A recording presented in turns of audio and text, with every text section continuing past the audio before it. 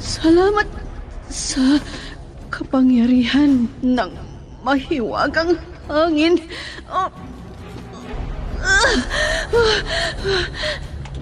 Nandito na ako sa kuweba. Aray ko! Manganganak na ako!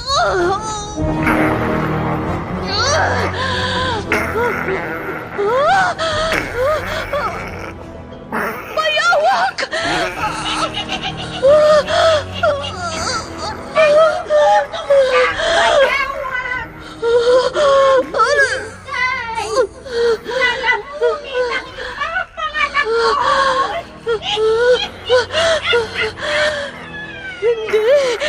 Hindi ko ipahihintulot. Bathala ng hangin! Iligtas mo ang lahi mo!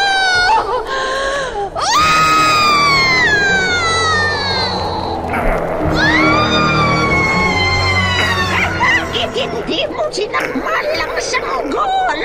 Ikaw, bayawak!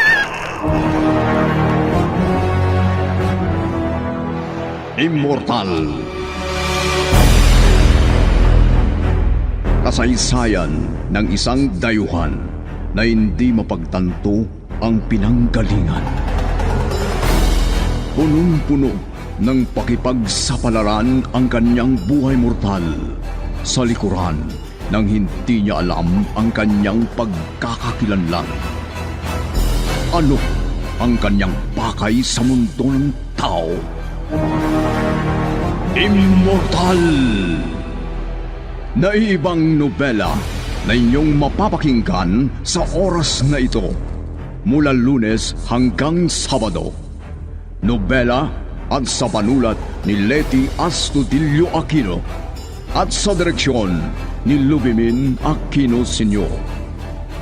Mula sa Lovelet Artist and Talent Center Drama Productions, handog sa inyo ng #1 and most trusted radio network in the country, Bombo Radio Philippines.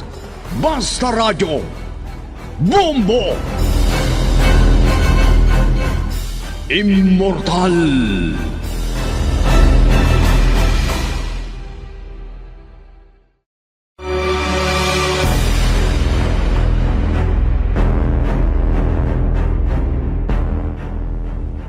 Ang nakaraan, dumating na si Nariani.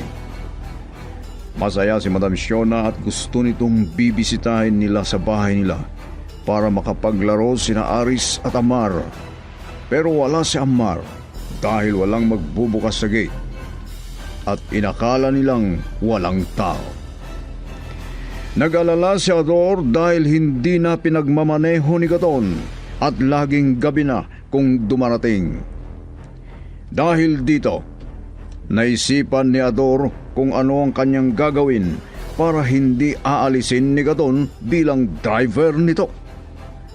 Dito, naisipan niyang linisin ang paligid at plano niyang maggarden o magtanim ng mga gulay. At ngayon, narito ang karugtong ng nobelang pinamagatang Immortal!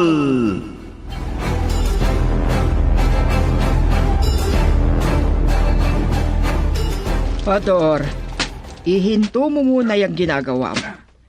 Nagdala ako ng mamemerienda mo. Magmerienda ka muna. Nakaw, madam. Dinala pa rin nyo dito ang merienda. Si Gado na nagsabi, natutuwa sa nakita niyang ginagawa mo. Ganun ba, madam? Salamat naman kung ganun. Ayos. Hindi rin niya ako aalisin ng driver niya. Ano yung gumalaw sa banda dyan sa di mo pa nalinisan, Ador? Nako. Kanina pa yan dyan na gumagalaw, madam. Baka naman nanganak na aso o pusa. At tapos sa...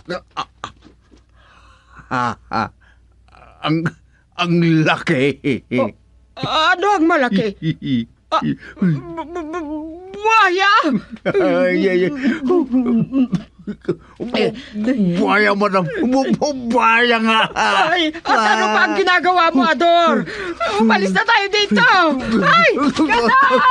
Madam! Buhaya sa likod ng bahay! Madam! Madam! Hintayin niyo ako! Madam! Ay!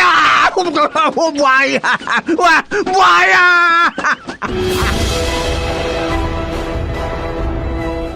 Diyos ko, may buhaya sa likod ng bahay, madam. Oo. Ay, sobrang takot ko.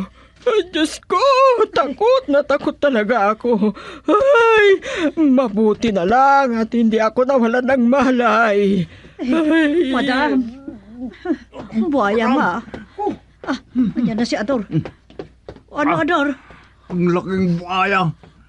Baka sakbalin ako ng buhaya. Bakit ka umalis doon?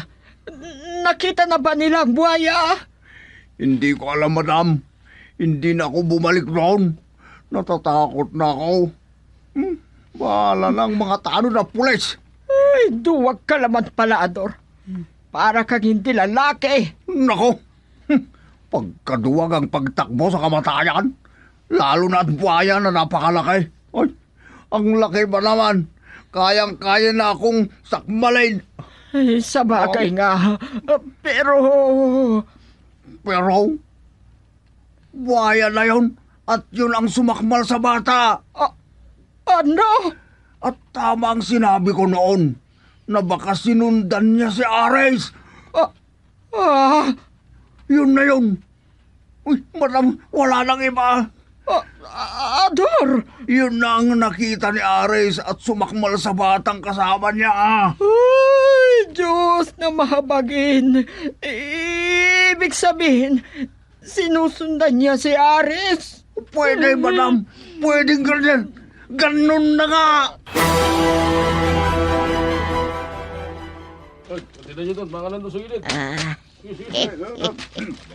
Anak ng buhaya ka. Buhaya komando. Mabuti at hindi kita iniwanan. Bakit?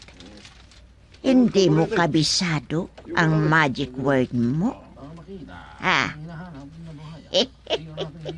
Ayan.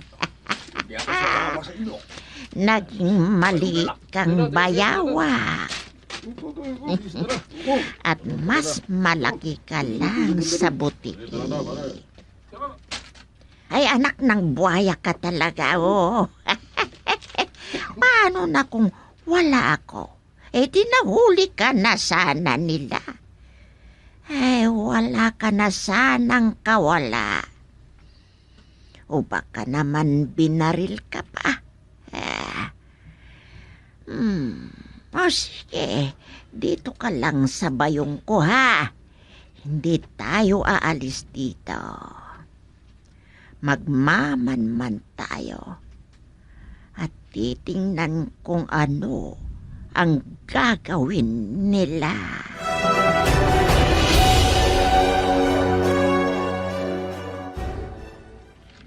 Madam, umalis na ang mga naghahanap mula sa ahensya ng gobyerno at pati ang mga pulis. Sumunod na rin si Sir Gadon, madam. At wala silang nakitang buhaya. May meeting daw sila. Pero, paano yun, Ador? Madam, Paanong hindi nila nakita ang buhayang yun? Ang laki-laking buhaya! oo nga. Ang haba ba hanggang doon? Basta wala silang nakita, madam. Nakaalis na kaya yon nung dumating ang mga naghahanap? Ay, nakakatakot. Hanggang ngayon, para ko pang nakikita ang malaking buhaya na yun. Sayang ang mga dala-dala ng mga pulis. Ang lalaki pa naman na pare. Wala naman silang nahanap na buhaya. Sobra kasing takot.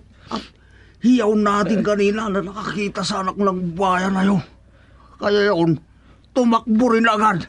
Oh, Sandali lang. Madam, Ang laking hayop. Paano nakapasok dito sa atin? ha? Oo nga, ano? At pagkatapos, paano nakalabas agad? Nakasara naman ang gate. Ang higpi-higpit pa, madam. Ay, hindi ba? Nakapagtataka, Ador?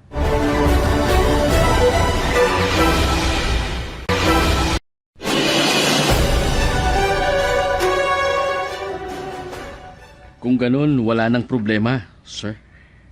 Wala na, Engineer Marlon. Anumang oras mamayang hapon, maglalanding na ang helikopter sa helipad. Talagang makikita na ang katotohanan, sir. Anong katotohanan? Ang katotohanan hindi kayo ordinaryong tao.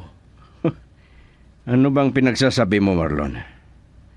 Oh, bakit? Hindi ba ako ordinaryong tao?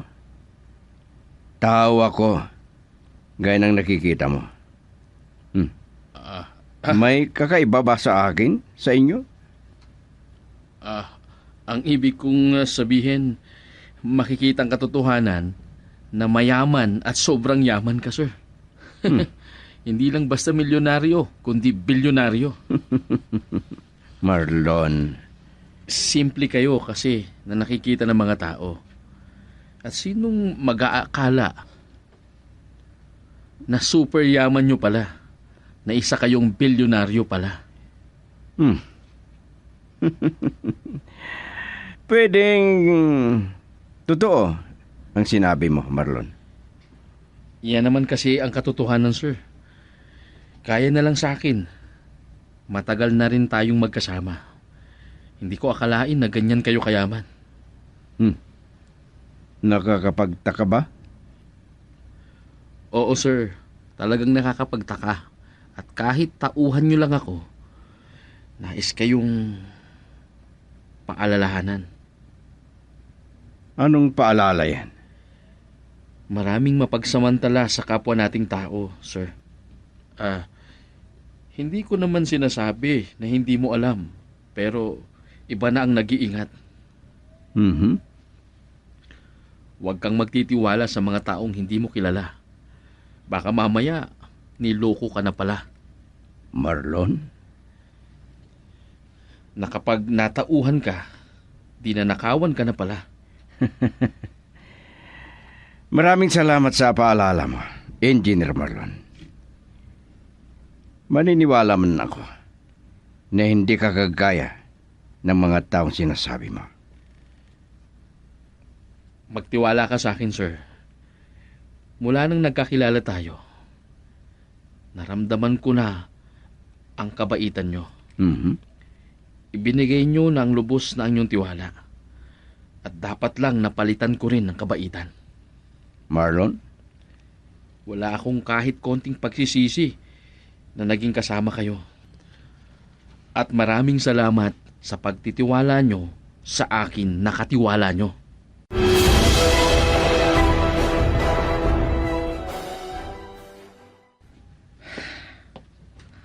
Hanggang ngayon, hindi ko pa rin mapagdugtong-dugtong ang mga pangyayari. Basta ang alam ko, napakahaba ang tulog ko. Pero nung magising ako, at nung maramdaman ko na nagugutom ako, pero bakit gano'n ang mga pagkain? Gaya ng sinaing kong bigas at ang adobo at pati ang laman ng rep. Nasira at nabulok lahat.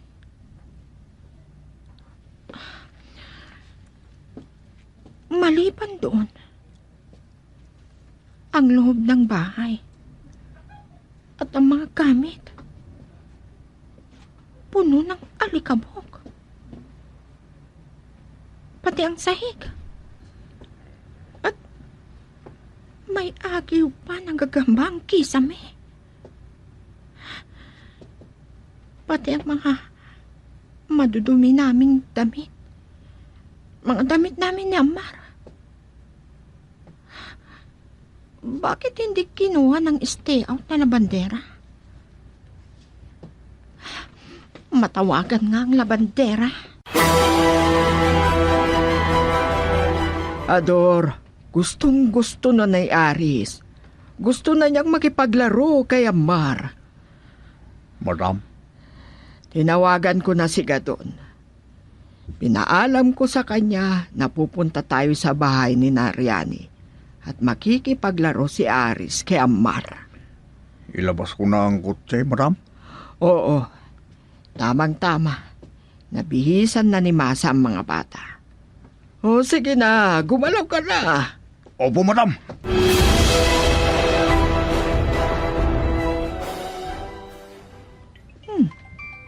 Sino itong tumatawag? Ah, si Ate Masa pala. Ay, ang kulit na naman nito. Hello, Ate Masa?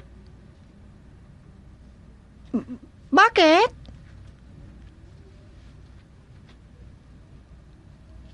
Ha? Pupunta kayo dito sa bahay? Oo. Talagang magkalaro si Aris at Amar. Pero, sorry ate. Wala si Amar dito sa bahay. Hindi rin ninyo madadatnan.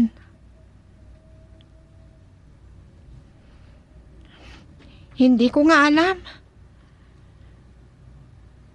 Pero ang hinala ko, nasa bahay ni Sir Artemio. Naku, sorry. Wala talaga dito sa Amar. Pasensya na talaga. Sa ibang araw na lang.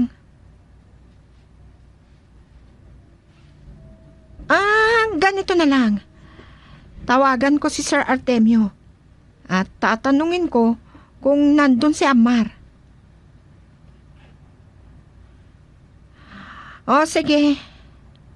Tawagan din kita agad kapag nakausap ko si Sir Artemio. Bye! Ay. Alam kong hindi maniniwala si Ate Masa sa mga sinabi ko sa kanya. Tatawagan ko si Sir Artemio. At sana makontak ko siya.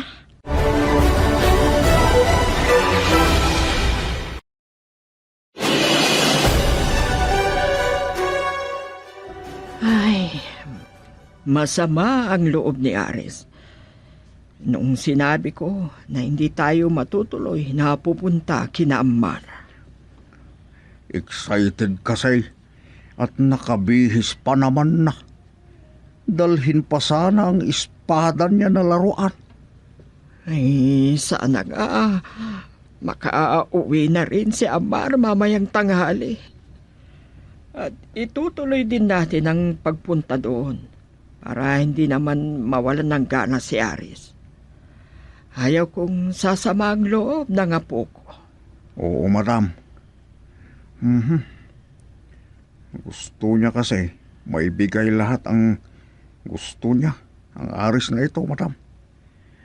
Mamaya ako ng ano-ano na naman ang may babato na gamit. Grabe. Yan ang kinakatakutan ko, Ador. Ha? Nako! Si Aris yun, madam. Naglalaro ng bola ng basketball. Nilabas niya ang bola niya. Ano? Ay, nako. Puntahan mo, Ador. Sabihin mo na di dapat nag-i-standby sa labas. Baka biglang lumabas ang buhaya. Buhaya! Kilos ka na, Ador. Papasukin mo sa compound si Aris. Opo, madam. Ay, Diyos, na mahabagin at mapagpala. Ay, anong nangyayari nito? At bakit may buhaya sa likod ng bahay namin? At ang bilis na nawala o umalis. Wala namang nakitang papasukan niya. At alangan naman naaakyat sa bakod. At paano niya magagawa yun ang laki-laki? At paano nakalabas agad noon?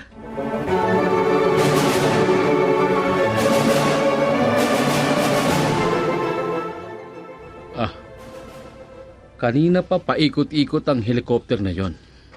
Parang nagmamasid sa paligid. Sir? Engineer? Tinitingala mo pala ang helicopter? Parang lalapag sa malapit, ano? Kanina pa kasi umikot-ikot eh. Baka naman... Yan na ang binibili ni Sir Artemio na helicopter. Oh? Talaga bang bumili siya? Oo, Dahlia. Panoorin natin. Tingnan mo, Dahlia.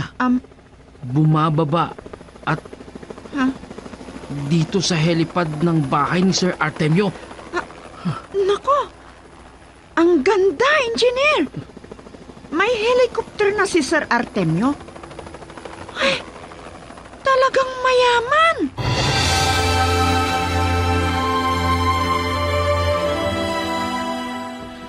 Dalian mo, Dahlia. Pupunta tayo sa rooftop. Sige, sir. Tama ang sinabi ko sa'yo. Lalapag dito sa helipad ang helicopter. At si Sir Artemio ang magpipiloto. Ay, talagang sobrang yaman ni Sir Artemio. Sir Marlon, sana makasakay din ako sa helicopter. Huwag kang mag-alala, Dahlia. Makakasakay ka din.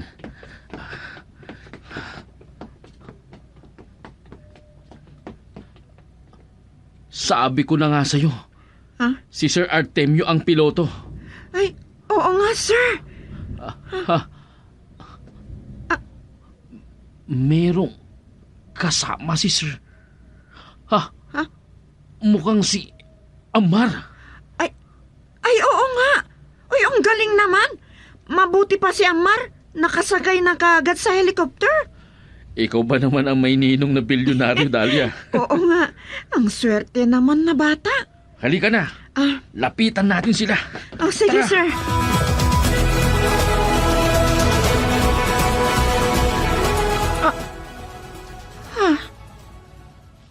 Helicopter? Ang bumaba o lumapag sa taas o rooftop ng bahay ni Sir Artemio?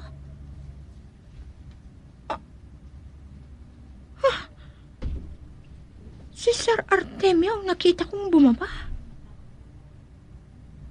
Siya ang piloto. Kasama niya si Amar. Ang anak ko. Sinasabi ko na nga ba sumama ang anak ko sa kanya.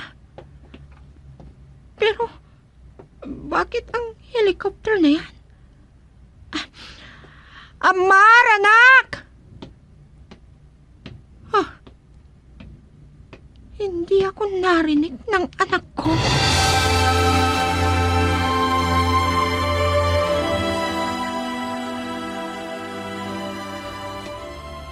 Mama. Akala ko pupunta kayo kina Riani. Wala daw si Amar. Isinama daw ni Sir Artemio sa pinuntahan niya. Ganun ba? Si Amar naman kasi ang sadya niya. Gusto daw niyang makalaro ng espada. Nagkakagusto si Ari sa espada. Magandang palatandaan. Isa ring sports ang eskrima, Mama. Pero delikado naman yan. Nakakasugat ang larong yan. Kung sa paglaki niya ay nasasanay na siya, magiging expert sa larangan ng eskrima, Mama. Sige. Pero alalayan mo ang anak mo, iho. Dahil may katigasan ng ulo. Pasaway ang anak mong lalaki. Mama, Wala na siyang pinapakinggan sa amin dito. Ikaw na lang ang pinapakinggan at sinusunod niya. Pinagpipilitan ang gusto niya. Kahit na hindi, sana dapat nagawin niya yun. natural sa bata yan, Mama. Yan nga, iho. Bata pa siya. Naibigay o nasusunod lahat ang gusto niya. Namimihasa pag ganon sa paglaki niya. Dala-dala na niya yung pagiging pasaway niya, paglaki niya. Sige, Mama. Huwag kayong mag-alala.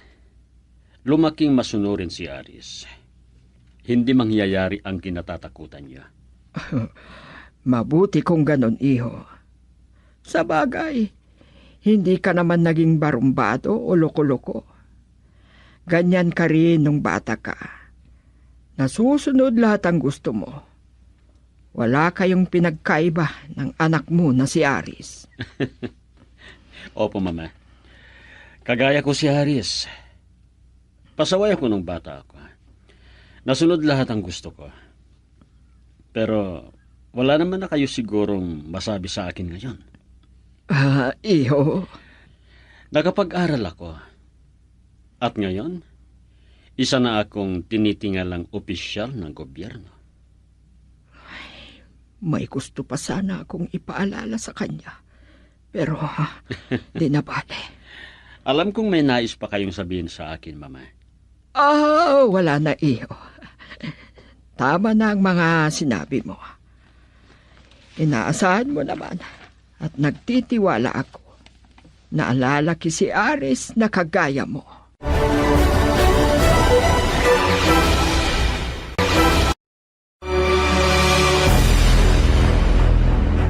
Ano pa ang mga susunod na mangyayari sa bagong nobela na aming pinamagatang Immortal? Nobela at sa panulat ni Leti Astudillo Aquino at sa direksyon ni Lupimin Aquino Sr.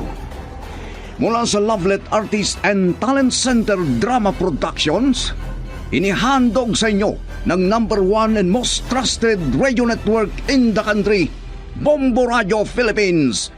Basta Radio Bombo!